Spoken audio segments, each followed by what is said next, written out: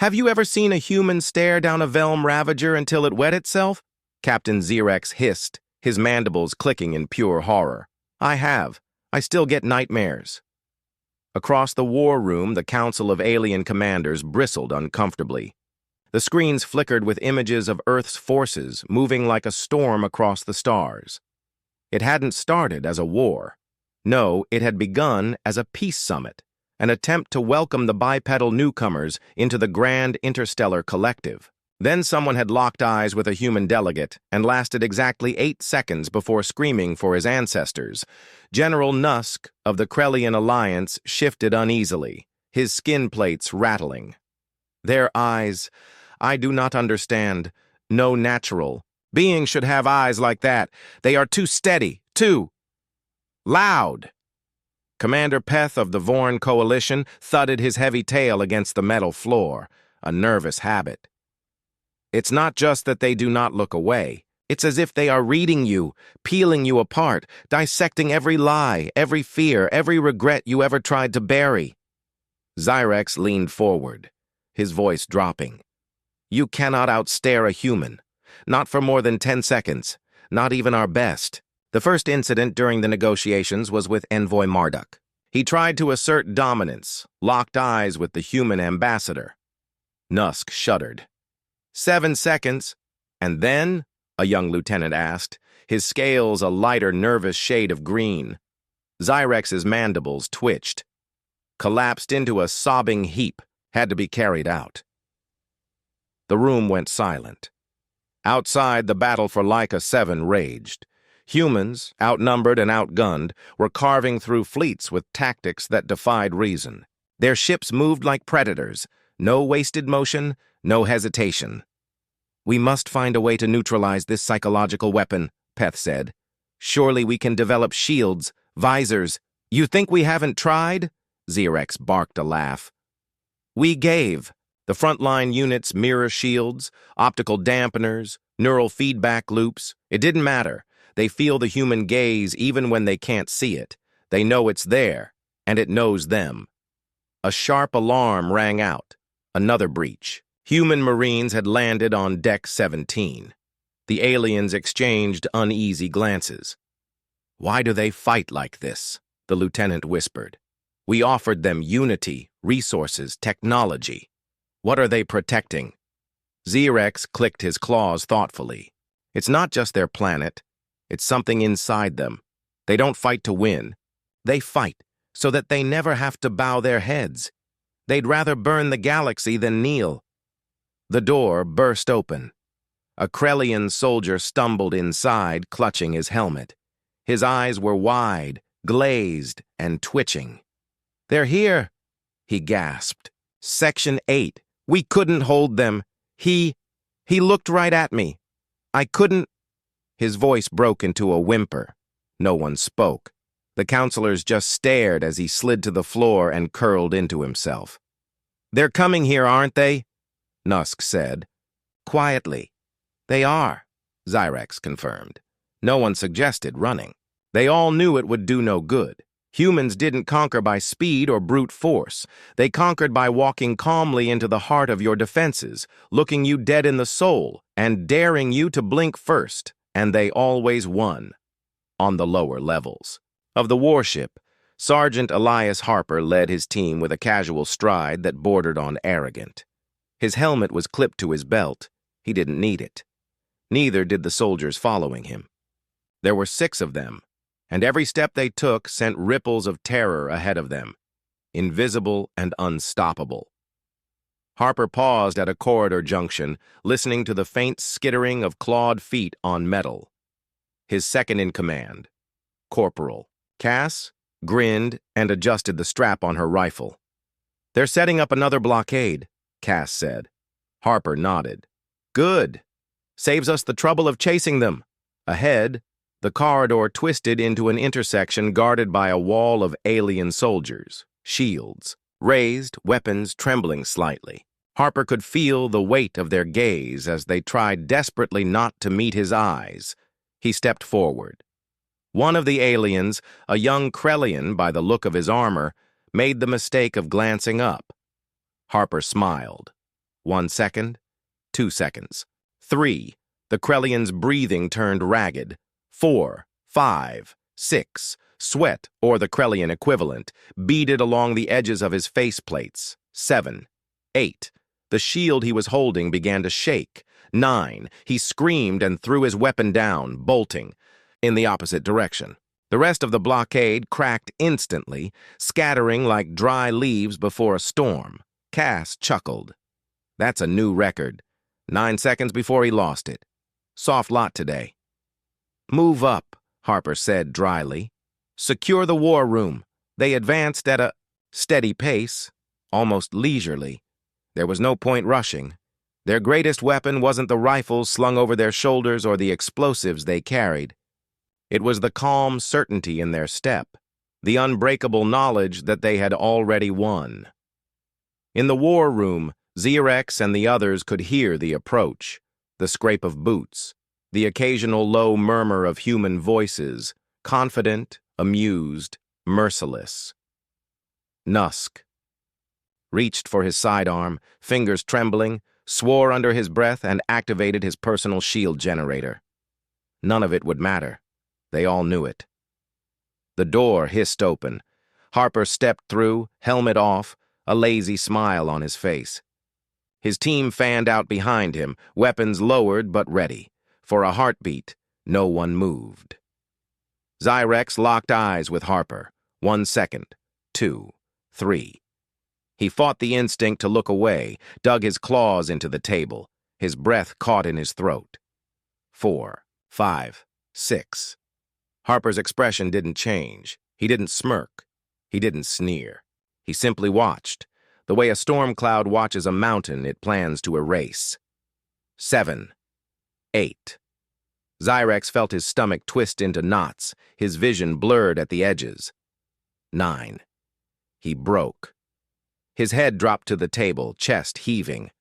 Harper nodded once as if some silent exchange had been completed. "Room's ours," he said to his team. Nusk collapsed into a chair. Peth slumped against a console. No one fought. No one dared. Harper paced to the center of the room, surveying the defeated counselors. "You offered us a place in your little club. You thought you could train us, civilize us." He leaned casually against the table. "You didn't understand. We were civilized before you ever crawled out of your oceans. We just chose a different kind of civilization." Cass snorted. "One where we don't blink first." Harper gave a slow, deliberate nod. His gaze swept the room, daring anyone to meet it again. No one did. "You're going to surrender," he said quietly, "because the alternative is worse." No one answered. They didn't have to. Harper pushed away from the table and signaled his team to sweep the room. Behind him, Xerex squeezed his eyes shut and tried to will away the sense of being seen, not just physically, but completely, as if Harper had stripped away every facade, every pretense, every comforting lie Xerex had ever told himself and found them wanting. The humans had taken their flagship without firing a shot in this room, without bloodshed, without needing to break a sweat. They had just looked, and the universe would never be the same again. Harper tapped the side of his helmet as reinforcements filed in. "Command, this is Sergeant Harper. War room secured, council subdued. Prep the next phase. We're just getting started." Harper's boots clanked against the polished metal floor as he moved toward the main console, trailing a faint line of blood from a shallow scrape on his forearm, though he didn't seem to notice. Behind him, Cass and the others herded the stunned counselors into a rough circle at the center of the room. No restraints, no raised weapons. None were needed. The weight of the human presence alone had crushed any remaining will to resist.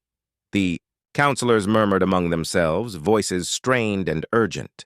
Harper caught snatches of the alien languages, frantic pleas, whispered plans for dishonorably swift retreats. But none of it mattered. They had already broken themselves before a single human had to act. Harper leaned over the console, tapping the controls with casual precision. Maps flared to life, schematics of the alien fleet, troop deployments, planetary defenses. The humans didn't just have control of the flagship. They now had the keys to the entire Krellian-Vorn alliance. He waved Cass over. "Take a look. We're sitting on the throne." Cass whistled lowly. "That's every asset they've got within 5 sectors. Ground forces, patrols, even their food supply chains. All laid out nice and neat." Harper straightened and turned back to the counselors. His voice was calm, almost conversational. "Here's how this goes. You're going to broadcast a surrender order to every ship and outpost you control. Immediate compliance, no warnings, no conditions." Peth bared his teeth, a Vorn expression somewhere between a snarl and a plea. You cannot possibly think you'll hold this territory. Even if we surrender, others will come. They'll swarm you. You'll drown in numbers alone." Harper shrugged. Maybe, maybe not. But one thing's certain. He stepped closer, letting the heavy silence deepen. "You'll be the first ones who ever surrendered because you couldn't look a human in the eye." The words landed like hammer blows. Nusk flinched. Xerex ground his jaw plates together, but his claws trembled visibly.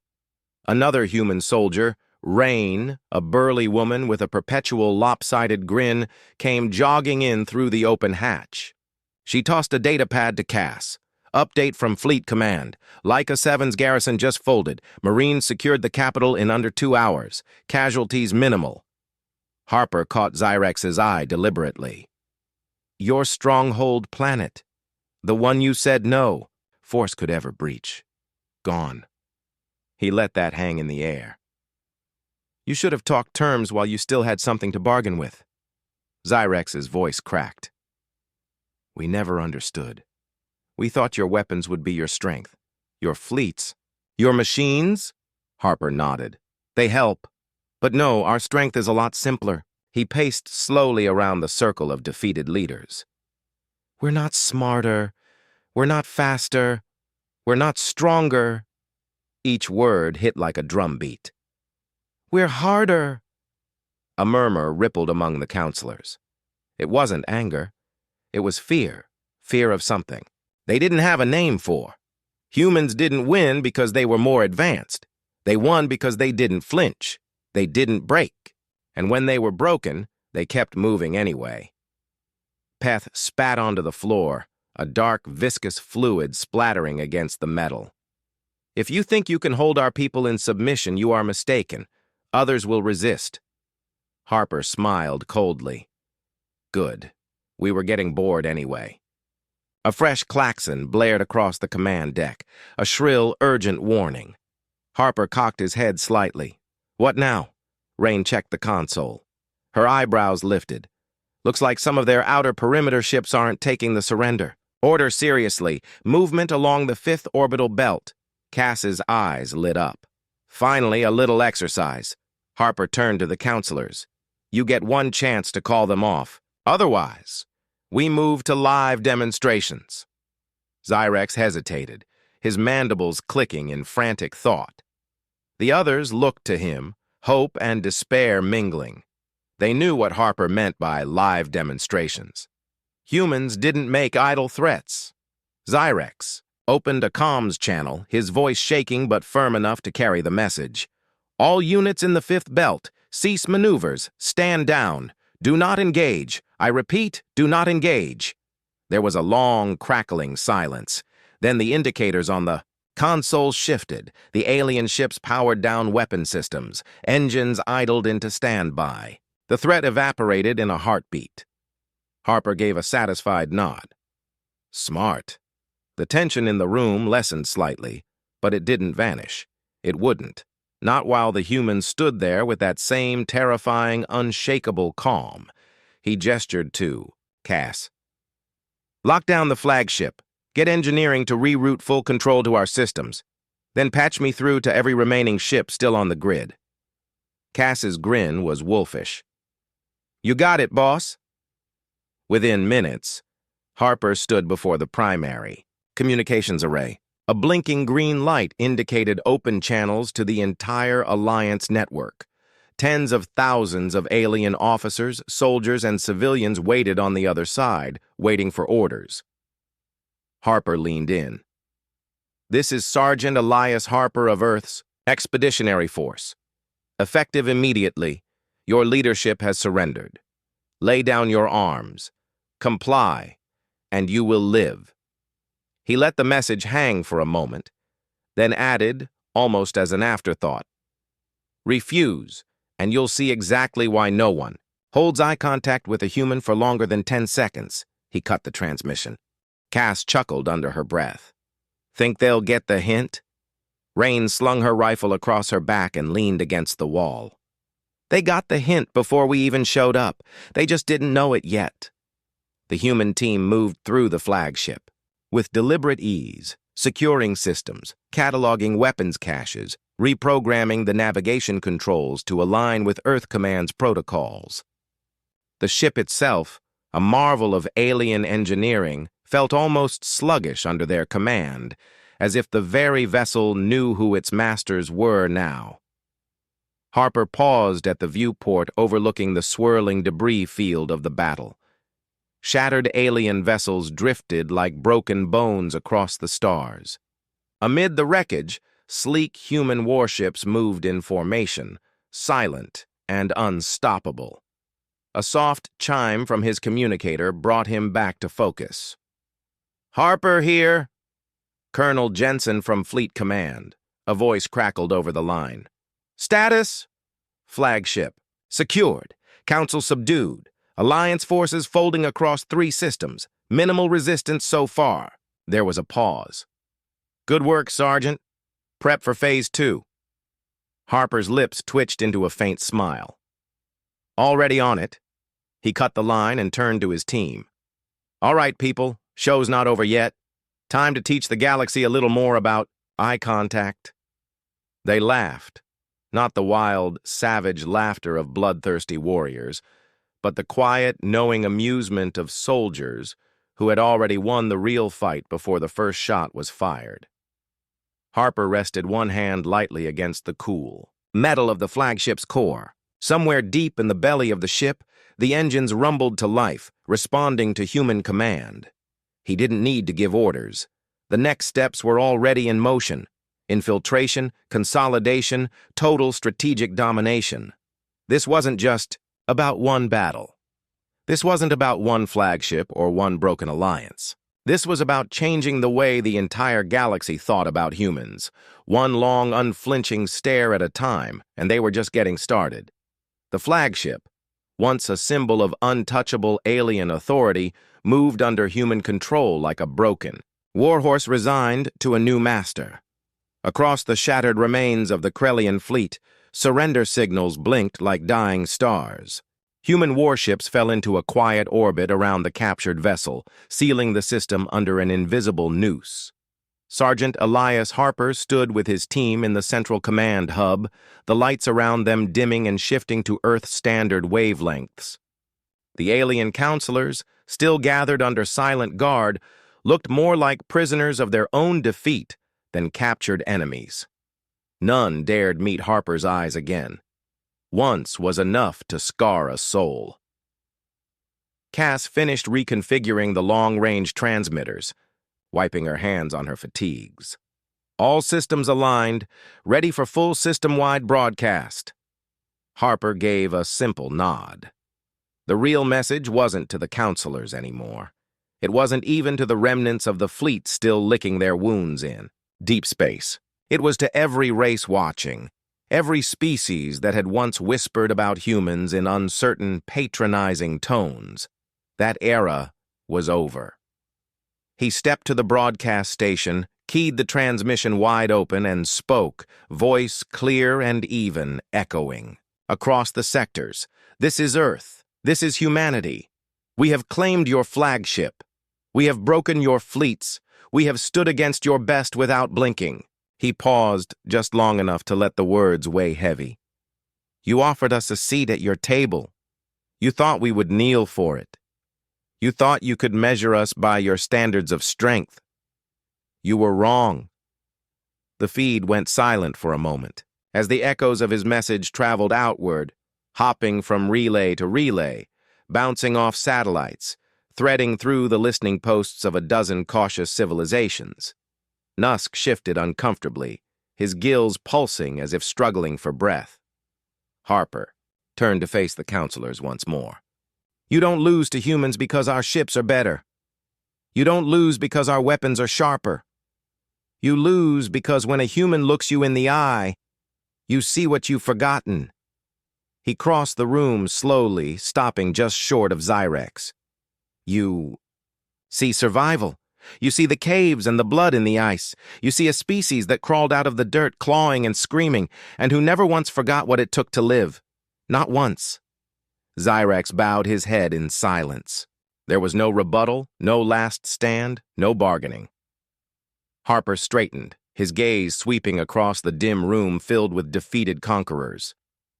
You see yourselves, but without your comforts, without your excuses. The comms officer back at Fleet Command chimed in through Harper's earpiece.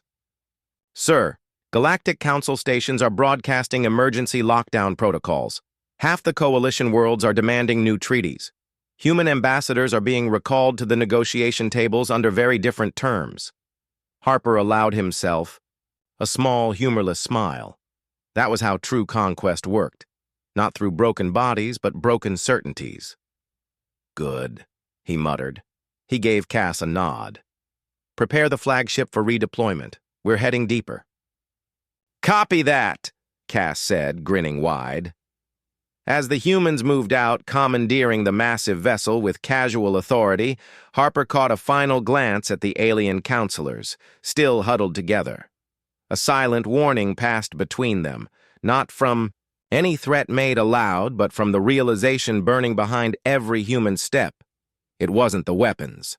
It wasn't the technology. It wasn't even the numbers. It was the look. That relentless, silent defiance that no shield could block, no armor could withstand. Harper turned away and made his way to the bridge as the stars realigned around them. A new order quietly falling into place, one not forged by treaties or ancient lineage, but by the iron will of a species that never stopped staring down the darkness. And now it was the galaxy that couldn't hold the gaze. Not anymore. Not ever again.